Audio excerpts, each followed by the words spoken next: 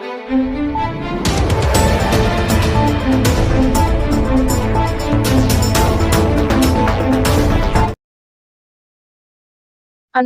జిల్లా రాయదుర్గం మండలంలోని జుంజురాంపల్లి గ్రామం వద్దనున్న ఇసుక స్టాక్ పాయింట్ను తనిఖీ చేసిన జిల్లా కలెక్టర్ వినోద్ కుమార్.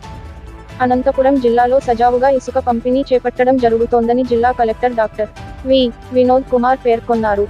శనివారం రాయదుర్గం మండలంలోని జుంజురాంపల్లి గ్రామం వద్దనున్న ఇసుక స్టాక్ పాయింట్ను జిల్లా కలెక్టర్ తనిఖీ చేశారు. ఈ సందర్భంగా జిల్లా కలెక్టర్ మాట్లాడుతూ జిల్లాలో ఇసుక పంపిణీకి సంబంధించి ఎలాంటి ఇబ్బందులు రాలేదన్నారు. జిల్లాలో ఉన్న ఒకే ఒక ఇసుక స్టాక్ యార్డు జుంజురాంపల్లి స్టాక్ యార్డు అన్నారు. ఇక్కడ దాదాపు 58,160 మెట్రిక్ టన్నుల ఇసుక నిలువ చేసే అవకాశం ఉండగా ఇప్పటివరకు 16,226 మెట్రిక్ టన్నుల ఇసుక పంపిణీ చేశామన్నారు. ఇంకా స్టాక్ యార్డులో 41,934 మెట్రిక్ టన్నుల ఇసుక నిల్వ ఉందన్నారు. ఉచిత ఇసుక కార్యక్రమం కింద ఇసుక రీచ్ నుంచి డిపో వరకు ఇసుకను తేవడం, లోడింగ్ ఛార్జీలు మరియు రాయల్టీ, సీనరేజ్ ఛార్జీలు మొత్తం కలిపి 1 మెట్రిక్ టన్ను ఇసుకను రూ. 195 అందిస్తున్నామన్నారు. ఇసుక పంపిణీ ఆంధ్రప్రదేశ్ రాష్ట్రంలోనే అందుబాటులో ఉందని, ఇంటర్ స్టేట్ అందుబాటులో ఉండదన్నారు.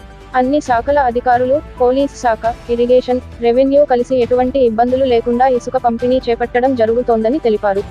ఇసుక సరఫరాకు సంబంధించి ఏమైనా సమస్యలు ఉంటే జిల్లా మైన్స్ అధికారుల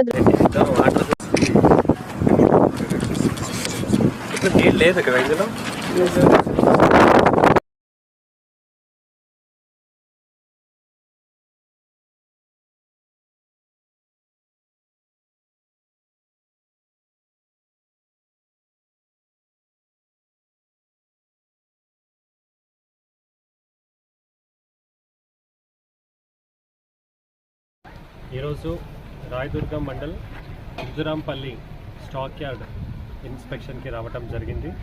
సో జిల్లాలో ఉన్నటువంటి ఒకే ఒక్క స్టాక్ యార్డ్ జుంజురాంపల్లి స్టాక్ యార్డ్లో దాదాపు 56,000 మెట్రిక్ టన్స్ ఉంటే ఇప్పుడు దాదాపు 40,000 మెట్రిక్ టన్స్కి వచ్చాము.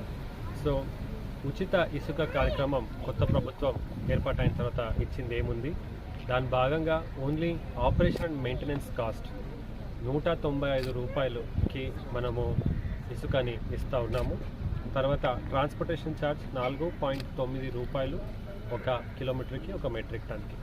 సో ఇప్పటిదాకా చాలా సజావుగా జరుగుతూ ఉంది, ఎటువంటి ఇబ్బంది రాలేదు.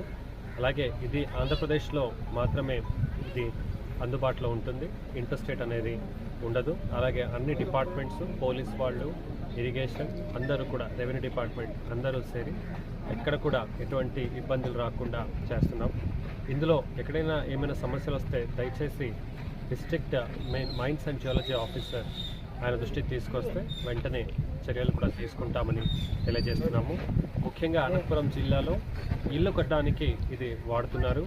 కొద్దిగా పత్తికొండ, కర్నూలు దగ్గర కొంతమంది తీసుకెళ్తే కొంతమంది పూర్తి స్థాయిలో కూడా తీసుకెళ్తున్నారు.